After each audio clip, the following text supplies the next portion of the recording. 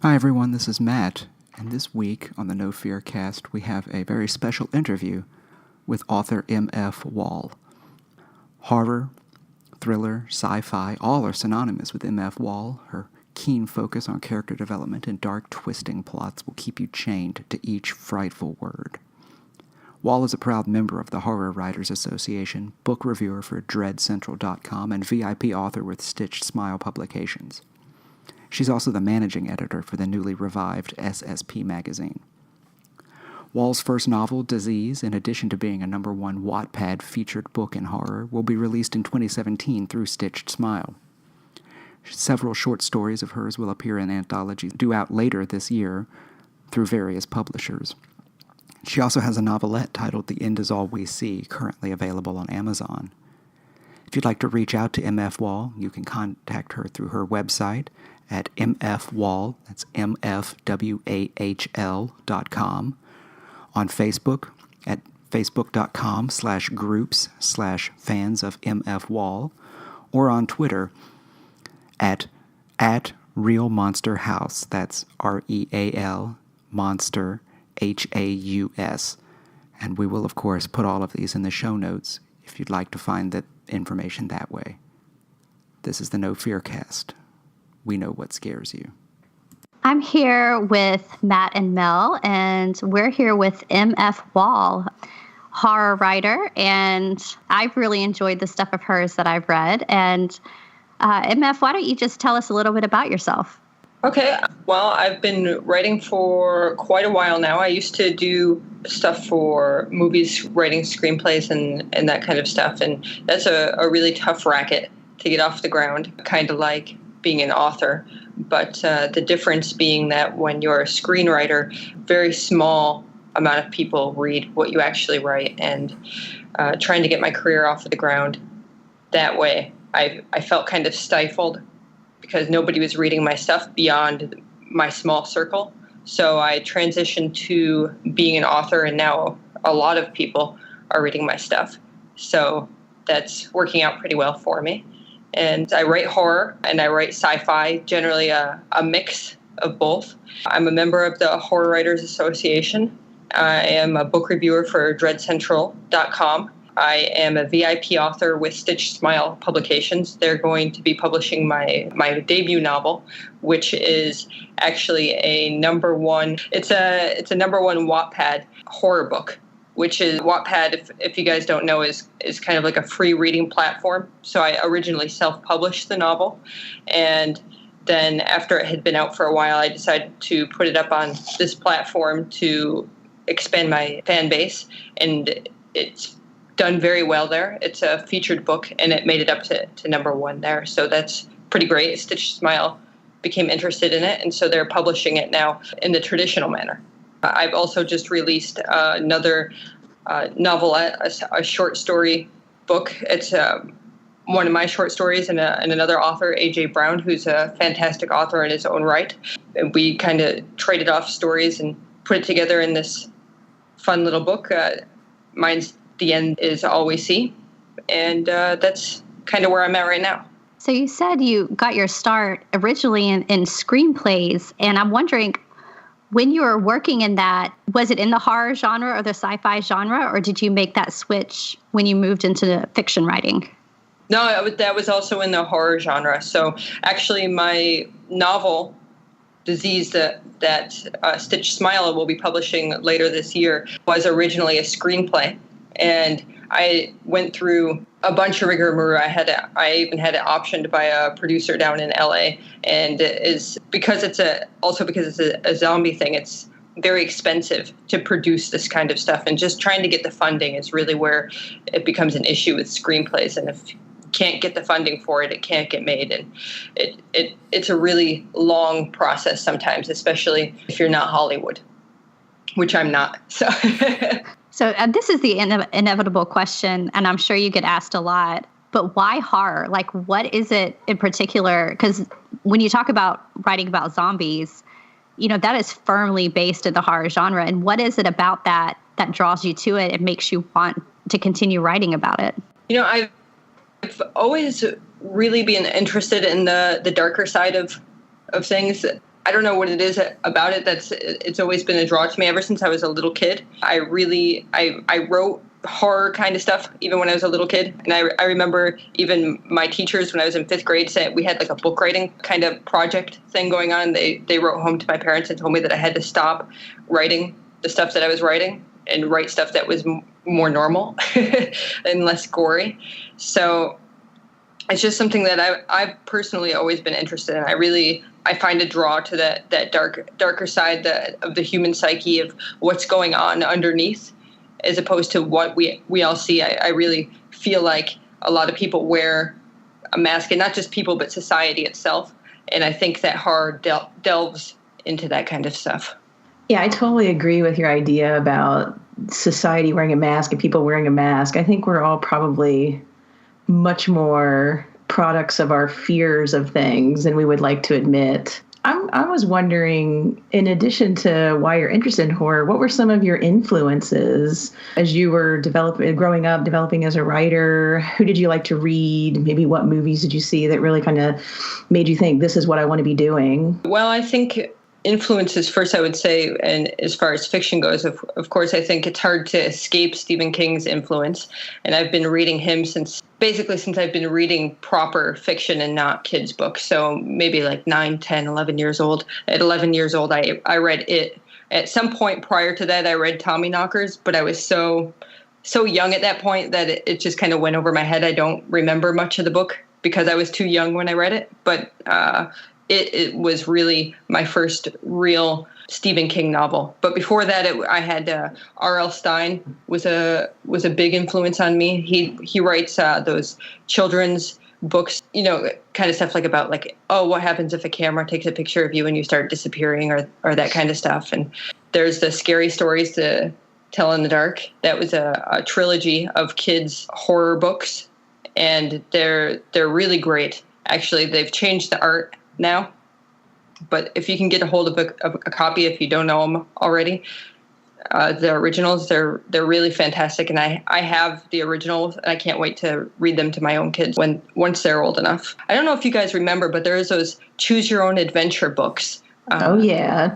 I was so into those when I was in elementary school. They had a whole rack of them in the library, and I was just constantly, and I would reread them so I could get all the adventures. Like I'd choose my own way first, and then I'd reread them, choosing like what if I had chosen the different ones until I had as many of the variations as I thought I could handle.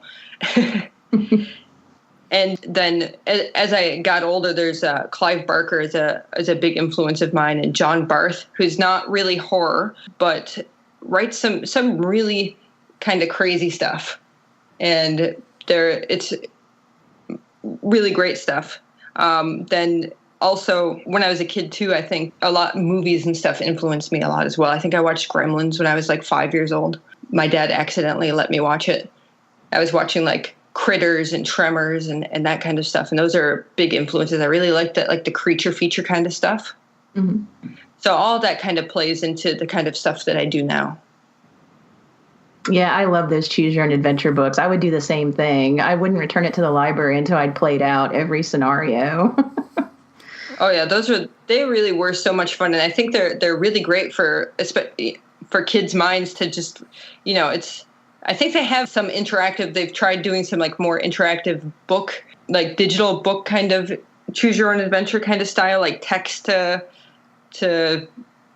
almost like a video game, but it's a book. I don't know what I'm talking about, but but I think that they're really great for just to even to understand like your characters and stuff. They're great for just going through plots, and they're fantastic. They really are. I have a lot of love for them, if you can't tell. Yeah, those were, you pretty much just outlined my childhood right there. I was going to say the same thing. Down to reading It and the Choose Your Own Adventures and the Scary Stories to Tell in the Dark. With the original which I artwork. Still own. Yes. I still have those on my bookshelf. And I'm like you. I can't wait to show them to my boys one day, because just the illustrations alone are nightmare inducing. But those illustrations, they're so amazing. Sorry to cut you off. I'm so upset that they changed the illustrations. You bring up Stephen King, and I think that most horror writers at least have to acknowledge his influence, because whether you like him or not, he really has built up the horror genre, for the past few decades. And we've been doing a series of episodes on apocalyptic and post-apocalyptic narratives. And we talked about some of his, he wrote The Stand, which fits into that category. But I was thinking about one of my favorites of his, which is Under the Dome, which definitely, I think, fits into that kind of apocalypse narrative, even though it's just one town that's experiencing what happens. But what it really shows, I think, what you were talking about, in that the real horror is watching what happens when people lose their masks and when the trappings of, I guess, polite society start to fall away and you start to see people's true motives. And I don't know, this may be a really broad question, but why do you think in particular that fits for apocalypse narratives? I know your book Disease, that's coming out with Stitch Smile, takes place after an apocalyptic event. But why do you think that works so well for exposing, I guess, the evil underbelly of humanity? Well, I think, and like you mentioned it, with Disease, I deal with a lot of this as well. And I think, like you said, it's a main staple for a lot of apocalyptic fiction. And I think that with society that we have today, although it's fantastic, and I don't think that there's anybody that really wants the apocalypse, or I should say there's very few people that truly, really want the devastation that comes with the apocalypse. But there's a lot of artificial nature. There's a lot of, everybody is wearing a mask these days. Even if you don't want to, we raise our kids to fit in. They're all just the cookie cutter nature that we've created for ourselves to make life easier is also something that we're railing against at the same time. And it does a lot to mask the corruption and the terrible nature that some people have. And when you strip everything away, everything that we have for society, we're left with dealing with what could possibly truly be at our core. I mean, it's kind of like an existential crisis that we're having. Like, is this really us? Is this what we really are? Is what is left after the apocalypse? And then we have the good and the bad, right? Is some people, you strip away the mask and they're still good people. A lot of people, you strip away that mask and they're pretty terrible. Well, it even kind of brings up the idea of what is good and what is bad too, because so much of that has been conditioned into us. And then you start having to question, how do I define my morals if there's no society framework for that anymore, and if there's no religion, or if there's no, somebody telling you what is right and wrong. That becomes a really interesting ground that I think a lot of these types of narratives deal with really well. Is, for instance, when does it become okay to kill? When does it become okay to steal something? Does that make you a good person, or does that make you a bad person? And I know I won't spoil anything, but I know Disease really tackles some dark issues. So yeah, it does. It does tackle a lot of dark issues, and it deals with a lot of that kind of stuff as well. And there's something to say for that kind of big brother nanny state kind of thing, where we always have somebody, even just as adults sitting in our own homes doing what we want. We always have somebody holding our hand, saying, it's if somebody does something terrible to you, it's not okay. Like if your neighbor, kills your dog, for instance. I don't know why they would do that. Hope they don't. But if they do, it's not okay for you to go over and just kill their dog also, right? You have set guidelines that you've known since you're a little kid, that have been ingrained into you, that if something like that happens, you have somebody to go to. You have your own parent, your big brother, or to go to and say, help me out here. Help me make this right. And when you end up without that, you don't have that kind of support system anymore, and you're left to your own devices. Now you are in charge now of yourself, which is what a lot of people crave. I think they crave that being in charge of themselves, but at the same time, they have to grapple with those same issues. Now, if your neighbor kills your dog, is it now okay for you to kill their dog as retribution? You have to do something. You are the one that's in control of this situation now, that you have to deal with this problem, as opposed to just calling the police and saying, you guys deal with it, and we'll go to court and kind of deal with it all within a third-party system. That's so interesting, because I feel like a lot of apocalypse fiction is about our fear of the loss of control. But I guess it's more the control, like you say, the controls that we can go to for help. It's that society goes out of control. And maybe our fear is, I don't know, that's interesting. Our fear is more like we have too much control, maybe. Like it's too much for us to think about. It's too much for us to figure those questions out.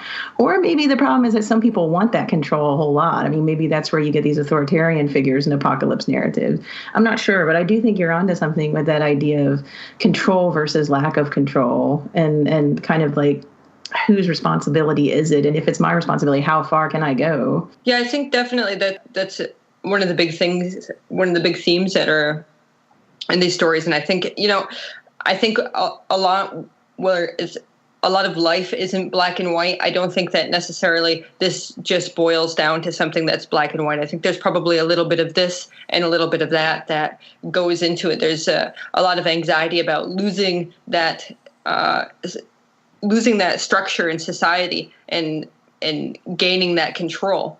So we have the anxiety part, and we have the happy to have our own control back and having some sort of autonomy again.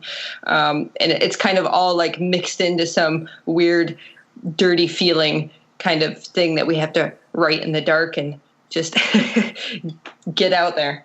So what are some of the other things that you're interested in exploring in your writing? Well, I like to not just dealing with the apocalyptic kind of stuff, but to deal with a lot of sci-fi stuff. And like I said before, the creature feature kind of stuff interests me quite a lot. So a lot of the stuff that I write has weird kind of creatures and that kind of stuff.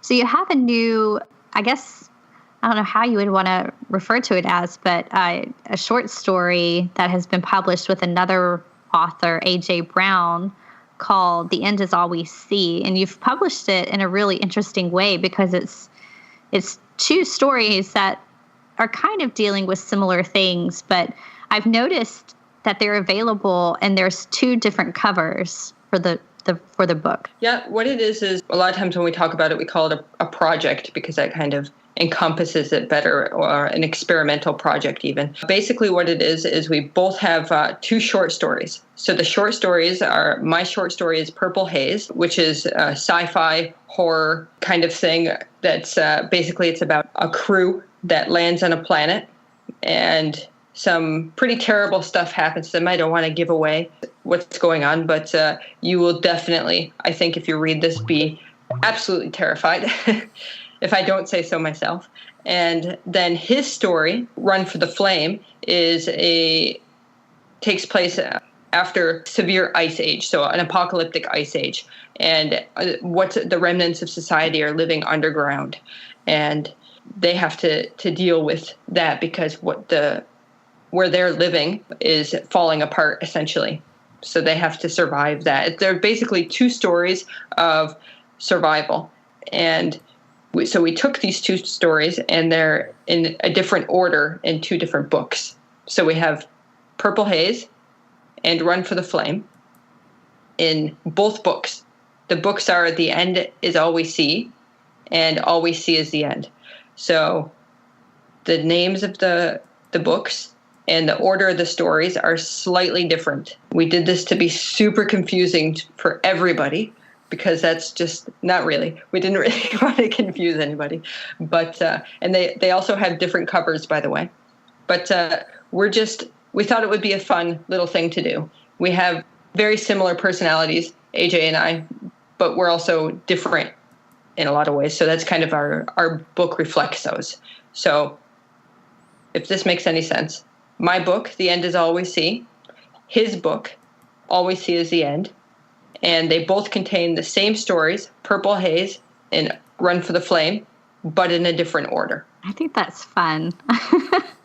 I think it's, it's a little, kind of choose your own flavor when approaching the books. We have had a lot of the kind of apocalyptic, post-apocalyptic survival fiction that's been out lately, just in television and movies and novels, with The Walking Dead and The Girl with All the Gifts and Station 11 and those type of texts. I'm wondering, do you have any idea, and this is kind of an open question, but about the future of the genre, or where you see horror and to, I guess, some degree sci-fi going in the next few years? Well, I think, it'll probably reach a fever pitch, much kind of the way the zombies did. The zombies kind of reach this fever pitch where you couldn't turn around without walking into a zombie, metaphorically speaking. And now Walking Dead has still survived, and still zombies are going strong. You have people keep saying that zombies are dead and they're not coming back. Pun intended, I guess. But that's not true, because they're still, as zombies do, sticking around. And I think that'll probably happen with the apocalyptic fiction, as it becomes more and more popular, and as stuff goes down in the world, it's going to become more and more popular, to a point where the fans that just came on for a short ride will get off, but those long-term fans will still stick around. And I suppose that it'll probably get more extreme and more dark and more odd. That would be what I would think. It's that we have to stretch our imaginations, right? We've told the basic tale, so people are going to really have to stretch to tell tales that are more interesting and find more interesting characters. Really delve down deep and find those characters that people can identify with. Yeah, you said something that struck me when you were comparing it to kind of what was happening in our current political situation and just, I guess, the state of the world. And I think there is a truth to that. We do see waves and trends go through horror, just like anything else. Vampires will be popular for a while, and then zombies and, ghost or torture porn or, whatever. And everything kind of has its day. But I do wonder if maybe, just given the way things are in the world, if apocalyptic fiction won't stick around for a little longer. But as you said, we may see it morph and change a bit, as in it may be less about the zombies, like a zombie type monster apocalypse, and maybe more about a real world kind of apocalypse.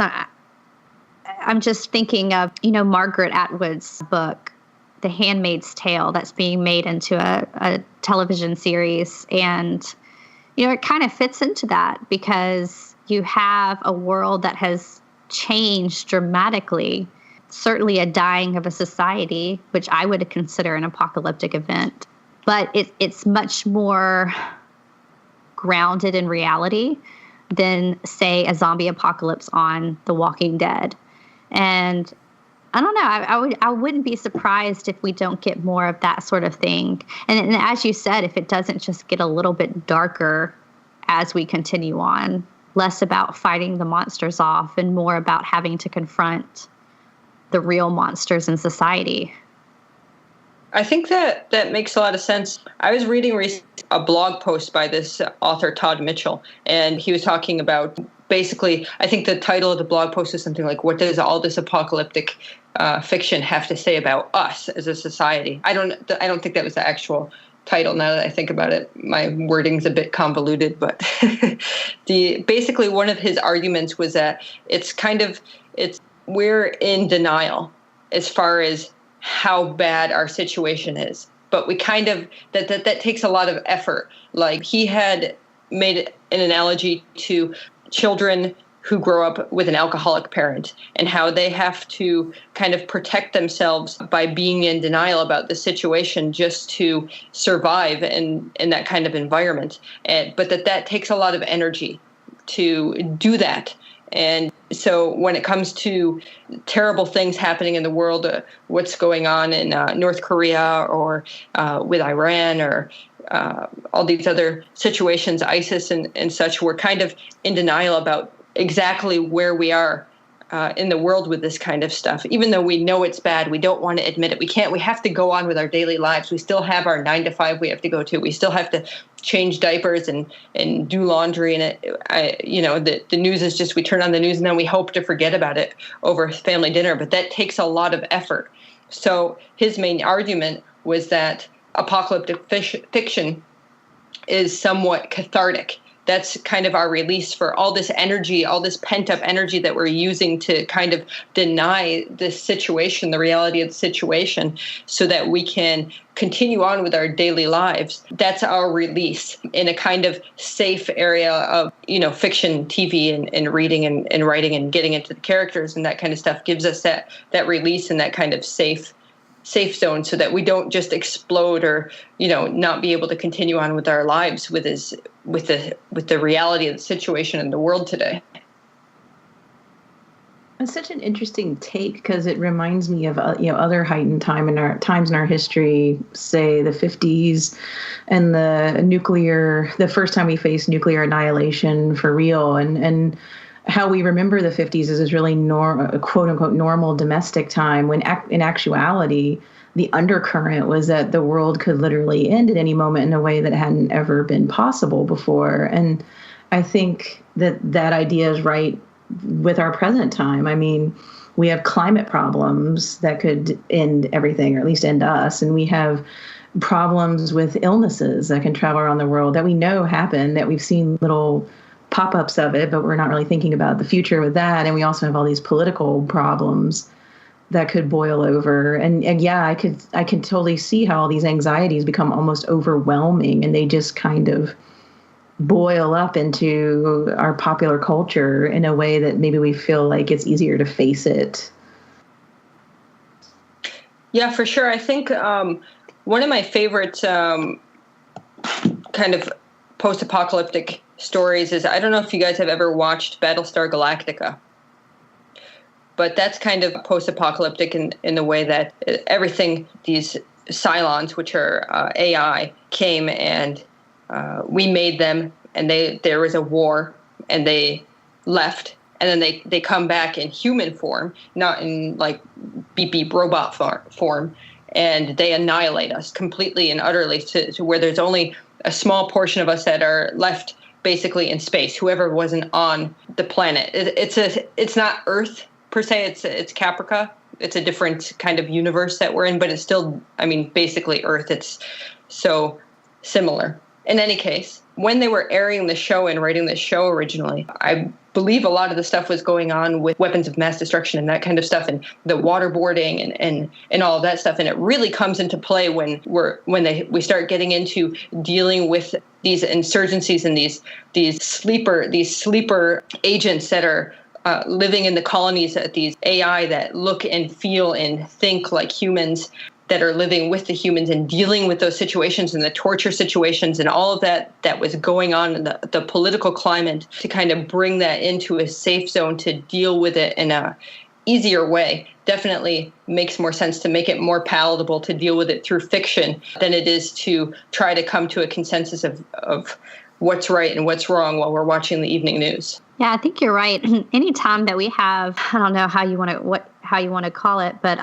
anytime that we have this heightened political anxiety, I guess, whether it's weapons of mass destruction or, Mel, like you were talking about, going back to like the 1950s and the atomic age and the fears of what nuclear weapons could actually do to society.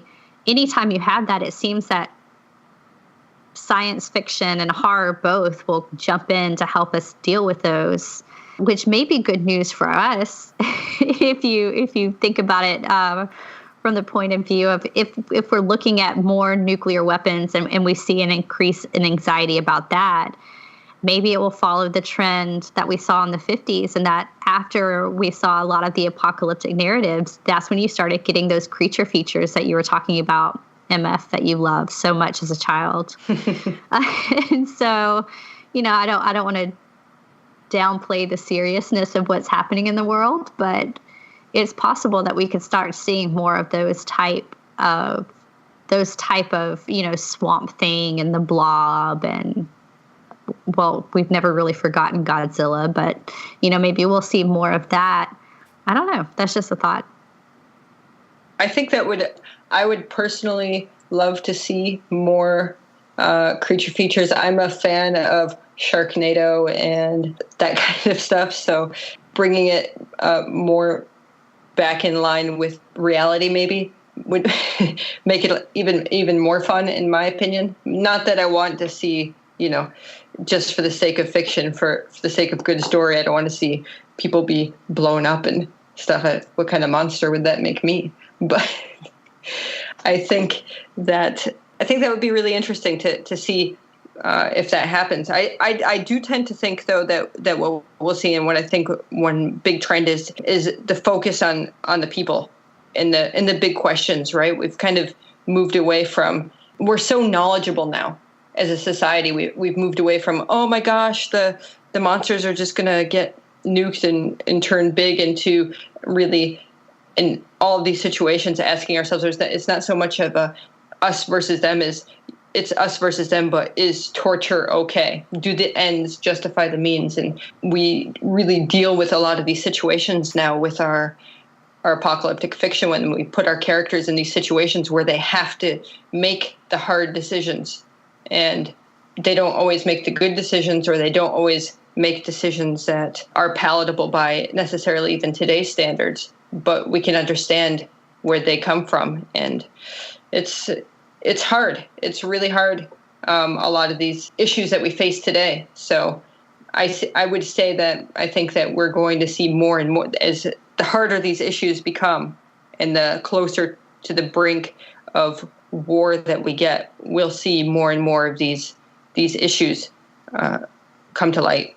Do you think that this pressure is causing the genres of sci-fi and horror to mesh together even more than they have been before? Because it seems like to me that sci-fi at some points, it can be very optimistic. You think of the original Star Trek and what they wanted to do, but then sci-fi can also be really dark and scary as well. And I'm just wondering if at the point we are now with our technology, and like you're saying, we've solved so many problems, do you think that it just makes sense for horror to kind of hitch its wagon more tightly to sci-fi to cause us to think about these larger questions? Yeah, I think definitely. I think that's kind of been the trend for a while now. I mean, even if you're watching stuff that, they weren't always sci-fi, but stuff like Twilight Zone and Outer Limits, and a lot of these things, they kind of tend to hitch themselves to, or horror tends to hitch themselves to them, and it's become definitely more and more, because we always have these, even with science, if it's just pure science, we're at a point now where we're not just can we do it, we're at a point of should we do it. And the big question of should we do it isn't just how great it's going to be. You have two sides of it. It could be super awesome, or it could be the most heinous thing that we've ever, if we're making Man Bear Pig. So yeah, when you start bringing up where sci-fi ends and where horror begins, I feel like that this is a conversation that could really go on forever, because there are so many crossovers in the genres, whether you're looking at sci-fi or you're looking at horror, or even, if you're looking at thriller and those sorts of things, speculative fiction even. There are so many crossovers that sometimes it's hard to distinguish where something fits. And I think you're right in saying that as we continue on, we're going to see more and more crossover. And I think it's going to be harder for writers and readers to separate the two, which I think makes it really interesting, because there's a lot of really fertile ground when we stop trying to box ourselves into a specific genre, or try to fit certain conventions of what people are expecting. So I think that's really interesting. And I, for one, I'm really excited to see what else your dark mind comes up with. But if our listeners want to find you, where can they find MF Wahl? Sure. Well, you can find me on Twitter. I'm over there. That would be at Real Monster House. So that's RealMonsterHaus. Because I always like to keep things difficult. So instead of being house, it's Haas. So that's right. Twitter at Real Monster House. On Facebook, I have a fan group, so I guess I can give you guys that link to include with your show notes if you don't mind.